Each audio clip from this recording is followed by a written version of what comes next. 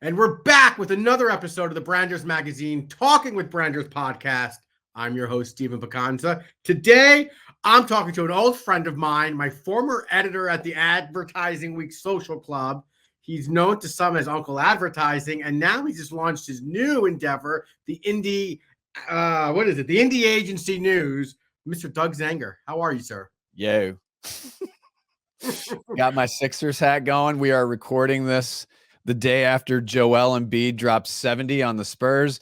Then again, Steven, you and I could probably drop 70, just the two of us against the Spurs if you take one Bayama out of it. So. This is the kind of Coach Pop, I love you. He's my favorite. Coach Popovich is my favorite by a long shot. So so Doug, you are in Portland, but you're a 76ers fan. Yeah.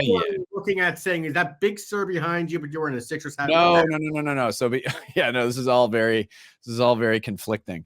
I was born outside of Minneapolis. We moved to suburban Philadelphia when I was 12, but I was always a Philadelphia sports fan when I was a kid in Minnesota, just to be different and weird. But I went to middle school and high school in Haddonfield, New Jersey, which is 5-6 miles southeast of Philadelphia. Yep. And I went to college in Denver, and then I moved out to Portland in 1992, where I've been ever since. So it's safe to say that Portland is where you got your start in advertising. Yeah, but here's what's interesting. So my mom, single mom, my father passed away when I was really young, but my mom had dated a guy who worked in, I can't remember if it was DDB or Leo in Chicago, and he used to bring back these blank storyboards. Now, I can't draw to save my life, but I would try, and I would create campaigns on these boards. And then when I went to school in Denver, I interned at DDB Needham for a term. So I had these little inklings of that. And the broadcast thing happened when I was a kid. I do newscasts and stuff like that. I just thought it was kind of fun, and I always liked radio, and I had a 15-year career in radio.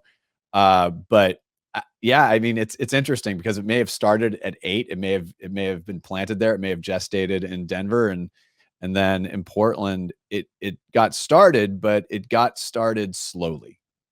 Tell us more.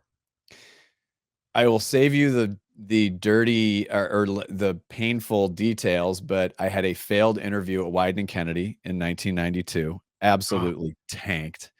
And I was working for a Japanese bank at the time. I was working for Bank of Tokyo, and I had this opportunity. I biffed the interview so bad. And actually, the guy I interviewed with, he's been a marketer forever. He was at Wieden forever. Good guy named John Russell, and big time, super smart marketer. And we would run into each other. I wrote about it when I was blogging for Ad Age back in the early 2000s, and I run into him. I said, "Remember that really shitty interview I had with you?" And he said, "Refresh my memory." And I'd run him through it. He's like, "Oh yeah, I remember that." Oh man. Yeah. So it started actually with me trying to make some extra money working for a media buyer in town. Her name's Leslie Peterson. And she ultimately turned out to be my first shot. She came in one day and said, "Do you know how to write radio copy?" And I said, "Yeah, sure." No idea. So I went and got a book, figure out structure. I said, "Oh, okay, that's how that works." And so banged together a couple of scripts, sold them for $35 a pop. And that's how it started. Then I started getting on the mic and doing some voiceover work. And then I started learning production. And so I was hustling scripts. I was waiting tables. I was doing anything to make it happen. And then I got hired full-time at the radio group. There's a much longer story though. I was still part-time when we flipped the format to hip hop and R&B from sleepy, what they call AAA. And so I had a really, really good run. But yeah, there were stretches where there were stretches where it was just waiting tables, and I was working at Nike Town in the mid 90s as well. Yeah. And so I spent time learning the brand, and I was doing training for factory store workers and managers that would come in to Beaverton, and I would train them on product, and I would train them on, there's a role there called an econ, which essentially goes out and does product. So this was a really very slimmed down version of that. But I was one of the people that would train managers, and then they would go back out into their markets and they would have a better take on what was that. So I thought I was going to move through Nike and I was going through the process, but there was a hiring freeze, and then the radio thing happened in '98, and gave it a shot. And my then girlfriend, now wife at the time, said, "Hey, you should give this a shot. This might be your thing." And she was right, which is one of the big lessons learned, which is listen to your spouse. That is a huge lesson, and I need to remember Right. that more. I mean, Portland is like the mecca of creative, and then almost like the Yeah. mecca of advertising. And so, Mhm.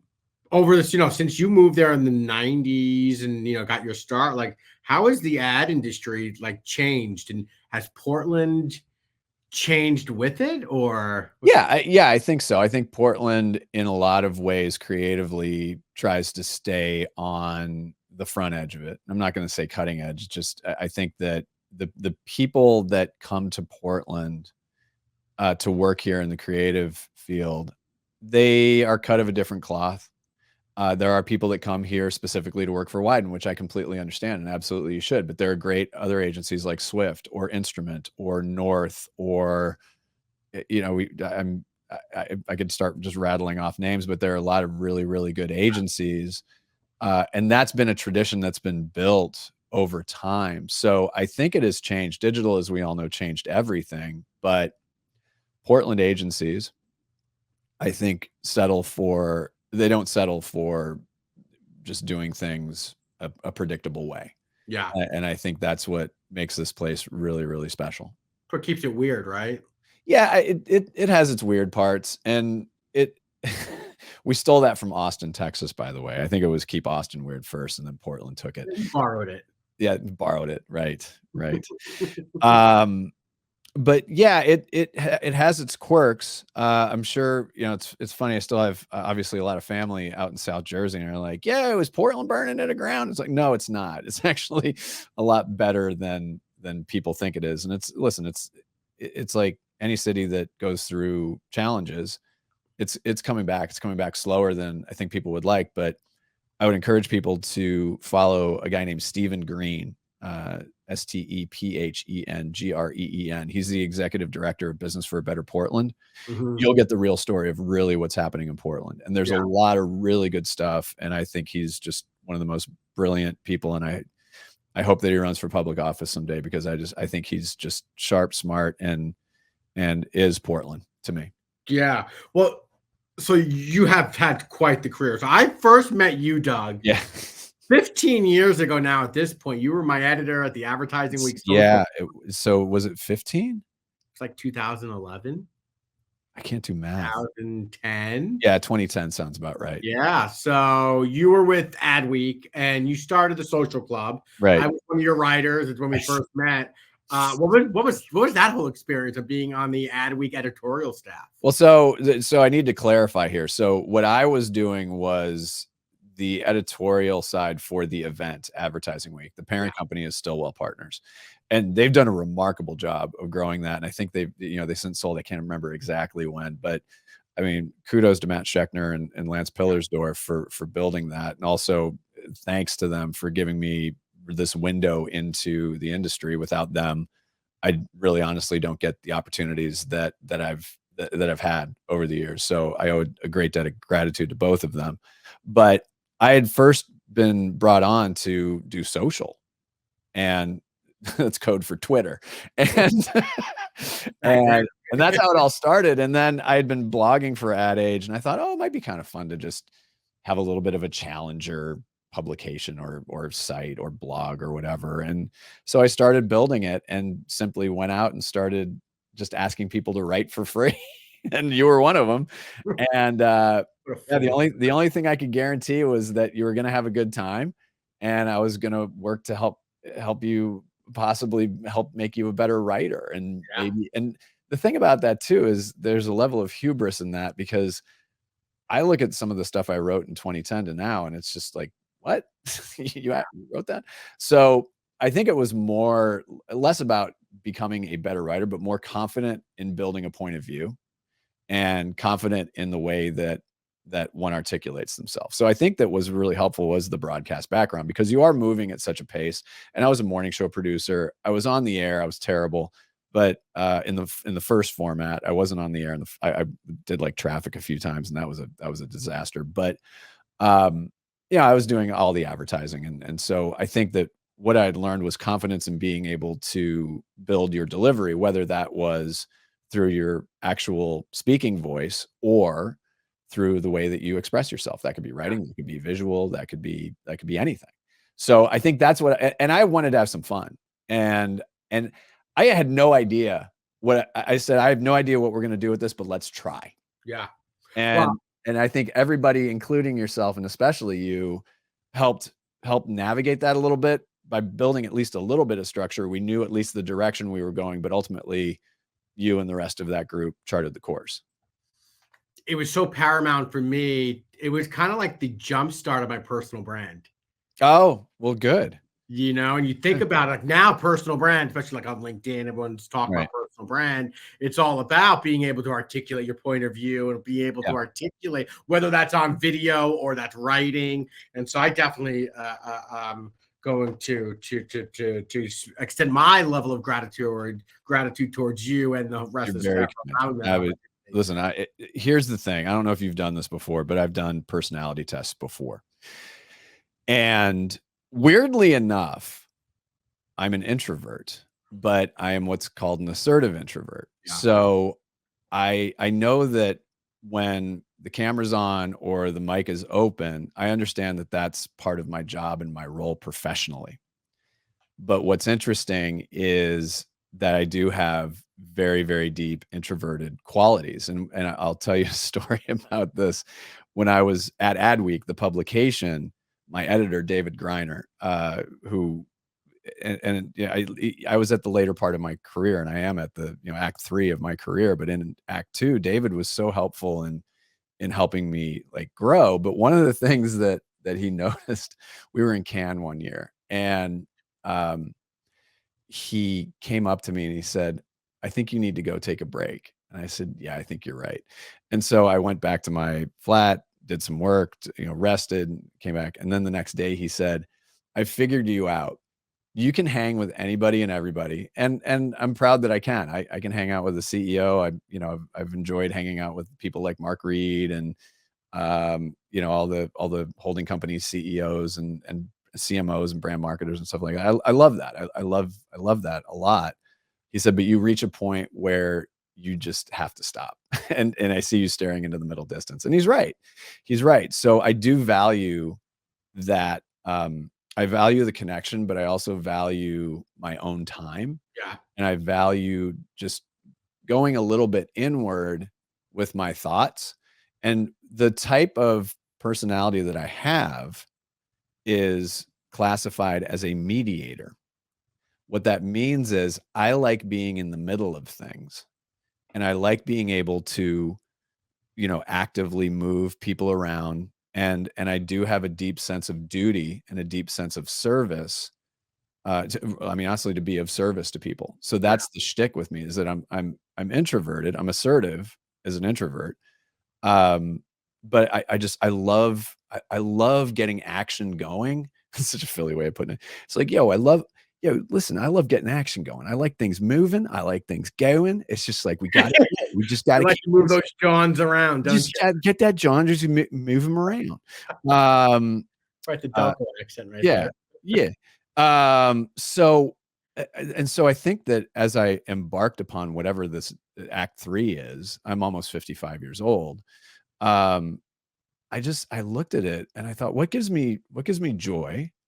And I loved being in the middle. I loved working at Adweek and I loved working at the Drum. Um, where do I feel I can be of service? And that goes back to part of that as well, and also with Stillwell Partners and Advertising Week, because I thought I was doing a service, and then even back to broadcast, because as a creative director, I was responsible for all client campaigns. Yeah, And so there is this sense of duty and this sense of service. Um, and so where it all netted out was, okay, I think I can build something and put it very specifically into the independent agency space, because that's when I was happiest. That's when I enjoyed my work, is when I was doing my best work. Also, I was doing my best work in diverse teams. yeah, There's no question you will do your best work in a diverse team. I was incredibly lucky to have that early in my career, so it was hardwired into me. and I'm a bit of a pain in the ass about it. And I should be, because I've seen it in action, and anybody that doesn't think it's real can go pound sand. So, I was just trying to formulate what this looked like, and I had gone out on my own, back in September of God, when was it? Feels like forever ago. But when I'd left the Martin agency, gone to a different agency, and then left that. It was a short stay there. And then I started building this out, and people kept asking me, and I think you did too, Steven. You said, "What's your content plan?" Yeah. And I said, "I have no idea." I just I don't see myself doing anything like a Substack or something like that. And I'm not dissing it. It's just not my style or my jam. And somebody like a Josh Sternberg, who I worked with, monster awesome Substack. There's several people in the business that do great things like that. And I think that what I was realizing was, okay, this is coalescing around feel. Like, what do I really love doing? And so the consultancy that I built is based, I focus in on a very, very specific part of the business, which is strategic narrative and visibility. And the Martin agency, I spent a little over a year there. That was great training for that. Absolutely was. Love that team there. Loved and love that team at the Martin agency. Kristen Cavallo, Danny Robinson, the rest of the team. I loved it. I really did. The challenge was me being in Portland and them being in Richmond. And it's a real thing. But what I focus in on, people say, "Oh, you do PR." I said, no, no, no, no, no. I help your PR people get things tighter, get things clean. And the point of view that it comes from is that, as somebody who is, for lack of a better term, a professional journalist and editor in the trades, and having that experience, because ultimately you do want to get that visibility. But at the same time, as you're doing that, how can you really tighten things up? How can you be aware of how you structure things? How can you attack headlines in a way that are really meaningful? And so it is this very, very small sliver. But I think the other piece of it is, you're doing the tactical pieces of it. But most importantly, you're helping to build teams' confidence. You're helping to build it's mainly agencies, but you're helping to build the agency's leadership's confidence. Yeah. And that's something that often gets forgotten, because we look at everything like a press release feels like a tactical exercise. Well, it's a storytelling mechanism. And when you start building confidence about that, that infuses everything. So yeah, tactically, I hone in on, and obviously I hone in a lot of other areas, but that's where it starts. It starts with just diving into that very specific thing, and then having it move out from there. And there's nothing that makes me happier than to see talent grow. There's an agency I consult, and they do a live social media show. And it took us a while to get there. And I think that the woman who hosts it, so good. But at the beginning, she was very reticent about it. I'm not sure I could do that. I was like, absolutely, you can. And so this is where somebody having this producer background in radio, being a morning show producer, it's like, listen, I got you. I'm going to be behind the scenes. I'm going to be with you every step of the way. So when you watch people on TV, they have a producer in their ear. They are the people that keep it moving. So there's nothing more that makes me happier than to see it click with somebody who might at first say, I don't think I'd be good at that. And I usually go back and say, bullshit. Actually, you are good at it already. You simply need to learn some of the mechanics. You need to learn some of the ways of building processes and systems. But you can do this, and you can do it well. It's just going to take some practice. And so I look at that in the time that I've been with this agency. We've done a lot of really good things, but I think that's what I'm most proud of, because here's somebody who this is going to go everywhere in her work and through the agency. And it's a great show. It really is. And I'm not just saying that because I produce it. So you're really, with Creative Bohemian, you're really focused on helping agencies to show up and giving them that the confidence, and maybe in some regard helping them get over their imposter syndrome. I mean, it's partly that, but I also think that the the the mechanism and the mechanics of how I start these conversations is that of the point of view of an editor. If Yeah. you were to pitch me something, what would I say about it? How do you And make that's an easier place to start than trying to get super forensic about it. And I'm not saying that that doesn't work for, that's not the right way to do it. There are plenty of ways to cut this particular head of cabbage. That's a weird analogy. very good? But it works for me, and it helps people visualize, and it Yeah. galvanizes, "Oh, okay, maybe we don't wanna look at it this way." And then you give the reasoning and the rationale, and then you start deconstructing it a little bit. But it has to start with where you are at the moment. And when I was and it's the same with Indie Agency News as an editor. There are 3 answers to a pitch. It's yes, no, or maybe. Yes is obvious. No, I will tell you why. Maybe it's like you're on the path, but you're missing some things. Mhm. So it's really digging into really the broader, here's the press release. Cool. This headline doesn't work. You've buried the lead in chapter 3. There was one agency in Seattle that I was talking to. They're not a client, but they had something they have something, I don't know if it's still on their site, but it was a long time ago, but they had something called MBA creativity. And I said, "Explain that to me. That's interesting." And they walked me through it. I said, "Why are you burying that on page 3? That's really cool." Yeah. So having a little bit of an insider, but more of an outsider's perspective helps people see what they're doing and what may be possible. W- One of the things I really enjoy about you, Doug, is your dedication to helping the smaller agencies. It seems to be that's your purpose. That's why you get out of bed in the morning. And so, like No, indie agency my kids are news. the reason I can have no, the dog waking me up at 5:30 is the reason I get out of Yeah, bed. no, I get No, that. please continue, I'll shut up. No, but tell us now about indie agency news because this Yeah, is new yeah, and this is almost like a legacy piece for you. I feel right. This yeah, is how. So act 3. yeah, Yep. what is it? Yeah, so as I was going through this process of figuring out what it is I needed to do or wanted to do related to content, and I had known this for years, is that smaller agencies and independent agencies often have a difficult time getting coverage. And it's getting tougher because of staffing constraints at the trades and different priorities. And it's just very difficult for an agency to it's like that Jay Moore book, Gasping for Air. They just, they're Yeah. gasping for air.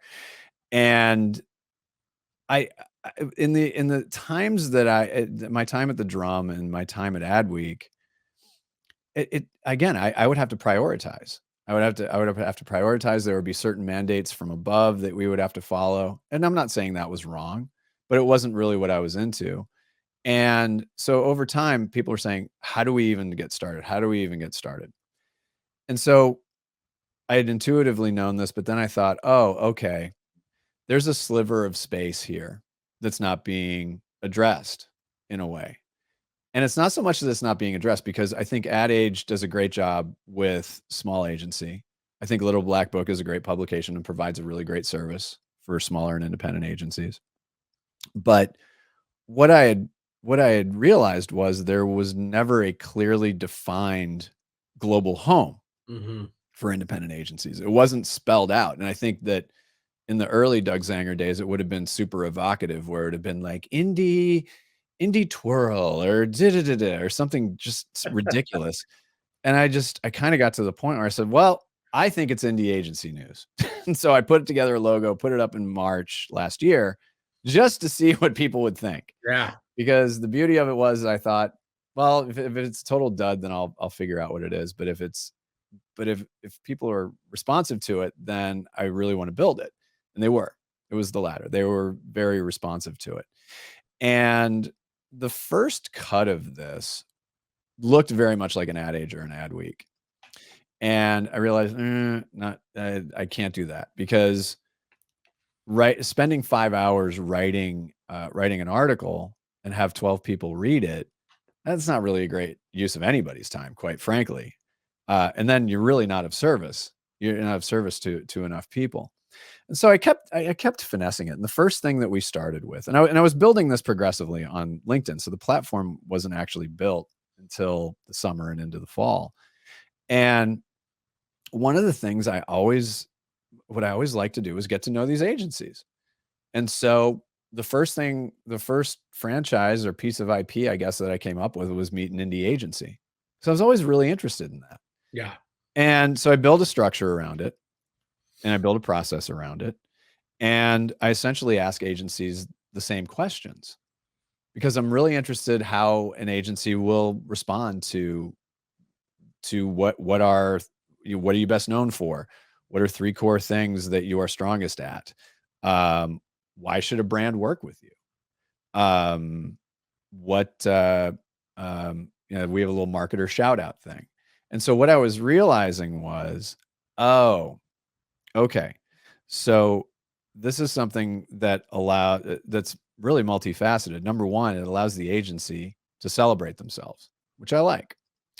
Secondly, you're able to give them that piece of IP, and we do it for our members. And I'll talk about the membership piece here in a second, but we want people to be able to take what we create and use it for biz dev. Yeah. Use it for case studies, use it for awards entries. We want you to grow your business. We want you to build. And what I started realizing was, okay, this is not a SaaS platform. This is a CaaS platform. It's community as a service. And so the second piece of IP that I built was Indie Work Live. I was a creative editor when I first got to Adweek. I love talking about the work. I love it. It's one of my favorite things in the entire world. So threw a balloon up on that. And then the third one was Indie Thinking Live. That first started as one of the things I wanted to experiment when I was at Adweek was trying to bring op-eds alive and to make them monologues. And so I had Clever Creative and Sailor came in and did a couple of episodes of that. And it was great. But I think I realized that was somewhat limiting. So Indie Thinking Live covers anything from an op-ed to, hey, we have some research we want to get out there, or we have a new way of thinking, a new way of this, that, or the other thing. Anything that broadly can be thought of as thinking is really important. The brief of indie agency news, I'll get to the rest of it here, but a brief aside here, the brief of indie agency news is build the global home of independent agencies. Build the global home for independent agencies. The mission is serving independent agencies and the brilliant people behind them. And then I added a third piece this week, which I just the unveiling, which I just recycled. No, I should go actually. Yeah, let me look at the site. I haven't committed it to memory, and my children woke me up very early. But really, if you go to the about, you'll see that mission. The intention is visibility for indies, discovery for marketers. So what I was realizing was, people ask me, what your audience is independent agencies. I said, no, the community is independent agencies. The audience are marketers. And by the way, we're also allies with the trades. I've had reporters and editors from Adweek and Ad Age on talking about their work. It's incredibly important for us to support the trades and encourage people to support them as well. I'm one person. I can't expect to be, like I said, spend 10 hours on one thing. I want to be able to elevate as best I can the hard work that the journalists are putting in, whether that's at Adweek, Ad Age, Campaign, The Drum, Wall Street Journal, name it, right? It's important that people support that. I want them to support us, of course, but this is bigger than simply one platform. It's important to bring all of this in. So that's what the Venn diagram really looks like, and that's where indie agency news meets, is in the middle. The analogy that I give is Premier League-ish. Sir Alex Ferguson, the legendary manager of Manchester United, used to call Manchester City the noisy neighbors. Yeah. I want to be the noisy neighbors. I want marketers to take a look and go, who are these agencies? And why have I never heard of them? I used to get that asked all the time by CMOs. Hey, what's an agency I don't know about? And I'd start rattling off all these Portland and Seattle agencies. And so that's part of this service. Now, the brands, they know what they read, and they should be supporting the trades. They also know what their consultants tell them. But here's another window. Here's another option. Here's another opportunity for you. And we opened up a marketer membership for this. And so you've got meet an indie agency, indie work, indie thinking. And then on Mondays, we do indie agency news radio on LinkedIn. And everything runs, by the way, there's a show every day at 9 a.m. Pacific. So that's what we've gotten to. That was like the piece of this that was really big, was tweaking this and getting this to the point where we do a show every day. Yeah. So Monday's radio, and it's topical, and people can, call in, and as much as one can call in, raise your hand on LinkedIn. And then Friday is fun and games. We have 3 game shows that we built, and that's just a chance to cut loose, have some fun, let off a little steam. And honestly, like, the fun part of it is really missing on that. And, so that's where it stands right now, is that think of us more as a broadcaster in the advertising business as opposed to the trades. Yeah. We are a trade publication, but our style is broadcast, and it's hyper focused on independent agencies. And again, it's meant to be community as a service. And we want marketers to look at it. We want them to snoop around. And this is not to say that you shouldn't listen to your consultants or you shouldn't read the trades. You should absolutely do that. This is another piece of avenue. It's another piece of perspective. Yeah. I could rattle off a bunch of agencies that that are members, and marketer would be like, I had no idea they did that. It's like, well, this one did, this one did this for Google. This one did this for Nike. And they're like, what? I had no idea. It's like, yeah. The trend I'm seeing here, Doug, is you are very much you love the challenger. You love the challenge. Yeah. Oh, hell yeah. And here's the thing, is like, I kind of like being subversive and poking the bear a little bit. A little bit. Yeah, but not, I'm a goofball. And so that I know my style, and I'm very aware of like how I operate and the way I come across. I'm on a professional podcast with you, and I'm wearing a Sixers hat with, that just goes. By the way, it's the Oregon coast behind me. It's not. How dare you? How dare you invoke California to an Oregonian? What a shitbag I am. You said that. Well, that's a different show. We'll talk about that later. No, but yeah, you're right. The underdog is the underdog, the challenger. Portland's a challenger city. Yeah, it is. It's funny. I spent 6 years of my life in South Jersey. But that comes out, like the South Jersey thing comes out. We have Delaware Valley has a chip on its shoulder, a little bit, and I still have that. Being from Haddonfield, you got to be a very big chip on your shoulder. And for those who are listening, who maybe we didn't live in the bougiest part of Haddonfield. There's one block of Haddonfield that's not bougie, but the studio in which the studio in which I'm recording this, and that which the podcast lives, is in Haddonfield, New Jersey. And weirdly enough, I didn't even know Doug was from here until a couple years ago. Yeah. So go ahead, take the speed line over, get off of Haddonfield. You just walk around town.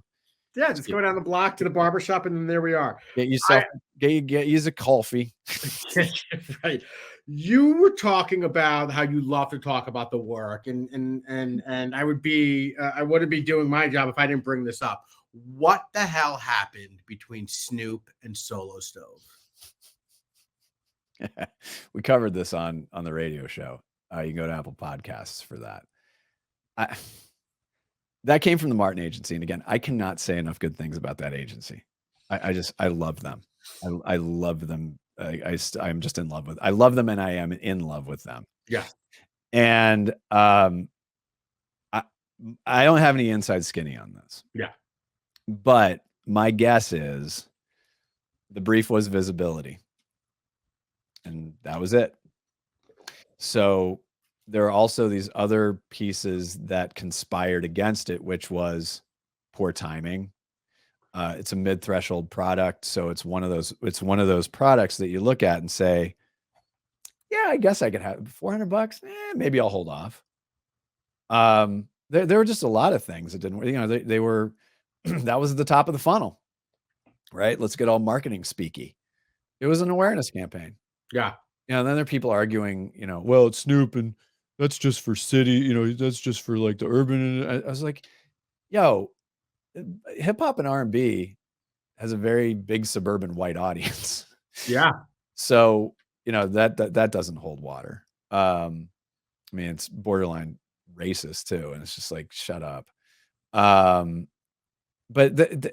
I think, yeah, again, it as an awareness campaign, it was perfect. But the fact that the CEO had the skagoots to say that blame the marketing. Yeah. I mean, Vafangul. He had to be on the chopping block beforehand. It wasn't There must have been a million other things. So yeah, so I say to that Vafangul. Yeah. That means have a nice day in Italian. That's exactly what that means. You said the brief probably just had visibility. As a marketer, as someone who writes briefs, I'm struggling to figure out like how all this got approved and no one thought about the integration or the fully integration. This was going to be a home run. You knew this was going to be a home run. Creatively, it all lined up. Yeah. There's some days when it all lines up. And with a team like Martin to be able to execute it, I'm sure there are a lot of other agencies that could have done really well with it. Yeah. But that team knows how to get into culture. That agency knows how to do that really, really well. And they do it repeatedly. And they do it well. Now, what about from a CMO perspective? And let's just take Solo Stove out, but like the CMO role itself, Doug, is just in the hot seat continuously. Yeah. Tenure is like what, like a couple months at this point. But like 2 weeks. Right. You're hired, you're fired. Right. What can a CMO do to, I don't want to use the term insulate themselves, but what can a CMO do to be successful? Nothing. Managing. No, they need to have a point of view. So, and again, to be very clear, I've never been a CMO. All I know is what I know from having friends as CMOs, having interviewed CMOs, having observed CMOs. Do not take this as like, this is my observations. Yeah. And, you'll notice when I take my hat off, I got a lot of gray hair. But the short timerism of the short timer expectation of results is so far out of whack. Yeah. It is so far out of whack. But Doug, the data, okay, you know what? Vafangul with the data. It's you can invest a ton in a digital campaign and you may have fraud. You may have brand safety issues. And as our good friend John Wanamaker from Philadelphia said, paraphrasing, I know half of my advertising is wasted. I just don't know which half. Right. Guess what? Now we do.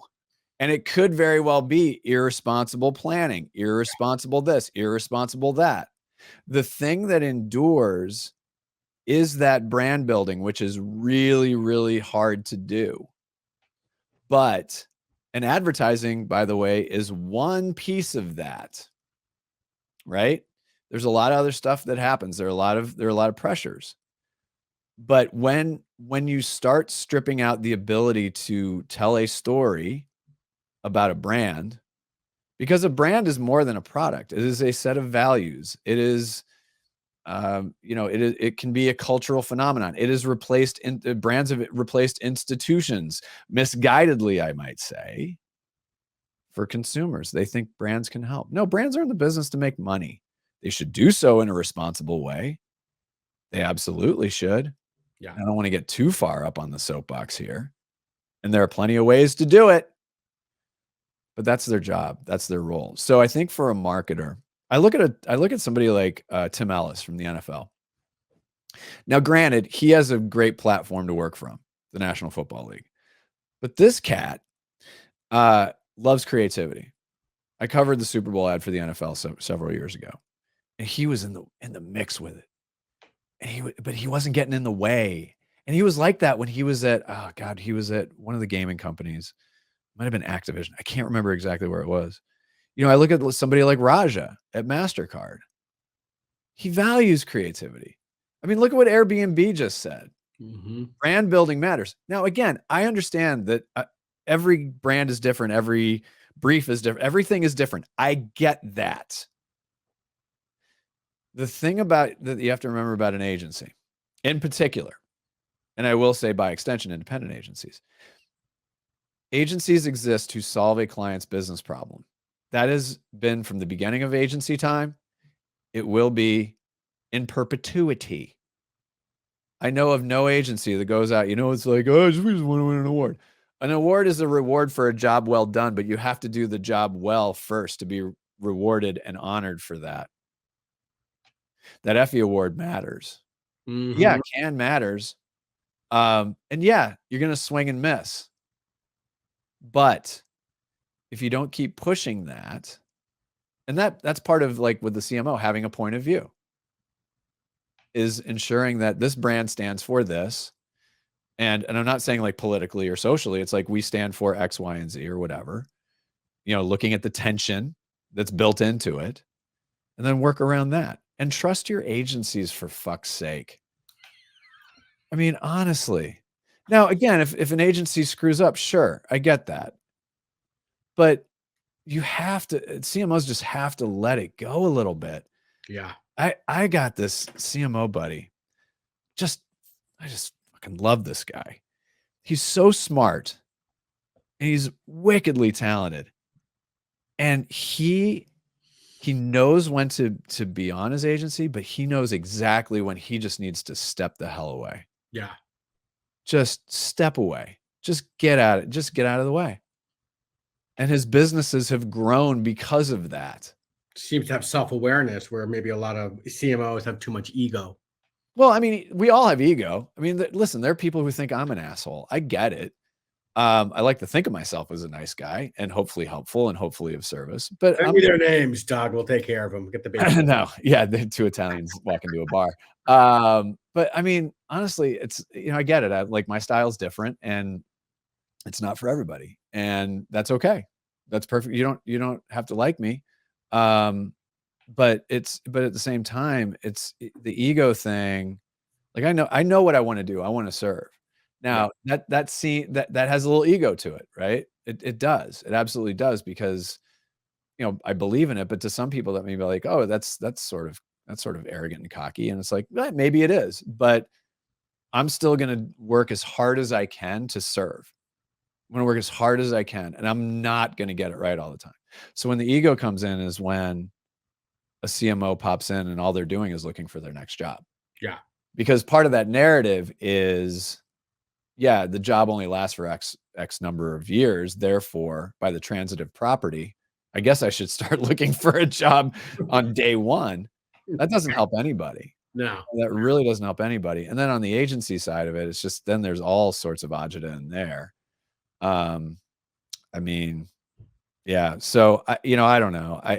I think a good CMO leads with humility and leads with a point of view and leads with care. I mean, I mentioned Raja.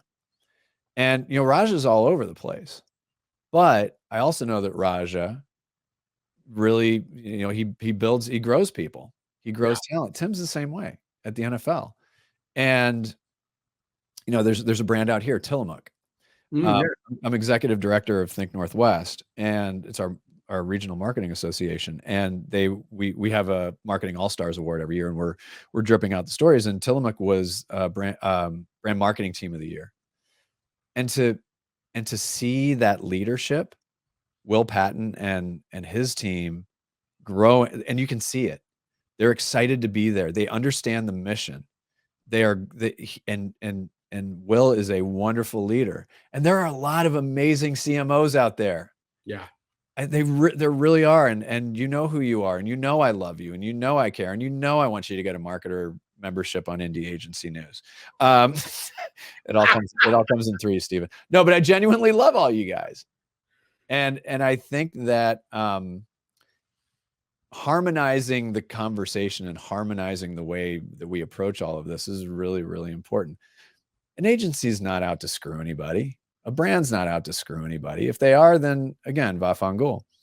But if we can just keep bringing it together, Yeah. the better off we're all going to be. Yeah, we all want to make money.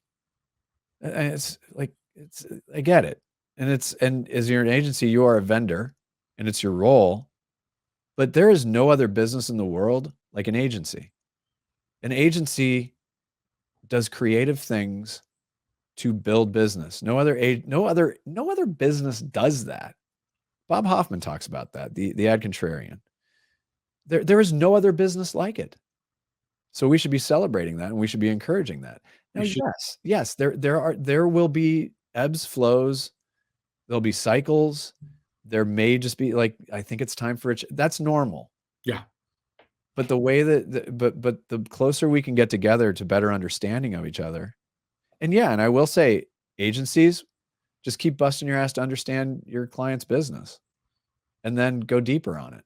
That's it. And agencies are great at that, but they could be better at it. Conversely, marketers understand how an agency can really work when it's empowered. Yeah. Well, and you'll see amazing stuff. We need to have a part 2 because I want to talk much more, but what you just said, celebrating each other and celebrating all those small wins, and know that the work that you do, whether you're on the branding side, the marketing side, the advertising side, whatever side you are, is helping to build business and to progress our creative endeavors forward. I appreciate you. And yeah, man. I'll leave you with this. There is one phrase that I love hearing when it's like the agency client brand relationship. It's very, very simple. It worked. When a brand comes back and says it worked, when an agency comes back and shows the data to the marketer and says it worked. Yeah. And then you can start pulling it apart. But that's awesome. I love it when it's just, it worked. 2 simple words. Yeah. 2 simple words. Doug, amazing having you on. Tell everyone how they can get in touch with you, Indie Agency News, how they could sign up. Yeah. Et cetera, et cetera. Yeah. Real quick. So Indie Agency News is meant to be 90 to 95% membership based. We want to be more like Bernie Sanders and less like Bernie Madoff. So any sponsorship that we have, think of your local NPR station. It's more underwriting. We do have an awards program as well. But membership, you get priority. You get to be a priority guest on our existing shows. You can help co-create things. There's all sorts of fun stuff. You get the IP when you participate with us. You meet an indie agency, you get bumped up to the front of the list. And we're still building that. But it's all about prioritizing our members. And there's a social platform built in where you can collaborate and communicate with other indie agencies. And so membership, it's based upon the agency size. So it's anywhere from $480 a year to $1,440 a year, and everywhere in between. Everybody at your agency gets a login, no, shuffling around a password or anything like that. That investment helps support and grow the mission. And we take that very seriously. And our goal is to have more of the Bernie Sanders, $1 million at $27. So that we can grow this into genuinely the global home for independent agencies. And you can get in touch with me at indieagency.news. You can contact me there, or I'm usually best on LinkedIn. Yep. But just hit me up, DM me there. But Stephen, when I come back to South Jersey, you and I will go. We'll go take my son. He was asking about this. We'll go get some gabagool. So he wants to go get some gabagool, and in fact, he wants to buy a pair of shorts it's the Gatorade logo, but it says gabagool. So we'll go out. We'll get a gabagool, and we'll get a little ragat, a little manigat. Do you want to hear the funniest story? The last thing, I did improv dinner theater for 10 years, and this is when that tracks. Right? This is when I was living in Southern California, and really tracks. Please, and I did an Italian American show called Joey Maria's Comedy Italian Wedding. And my name, I had a brother in the show. He was Gary Gabagool, and I was Larry Gabagool. We were the Gabagool brothers. Larry. I love fucking it. Larry. We'll touch on that one next time. And Doug, I so appreciate having you on and your perspectives. And for more on the Branders Magazine, Talking with Branders podcast. Check us out at brandersmagazine.com. And for more on me, check me out at stevenbacanza.com. And until next time, my new sign off for this year, peace and pizza. Ciao. Ciao.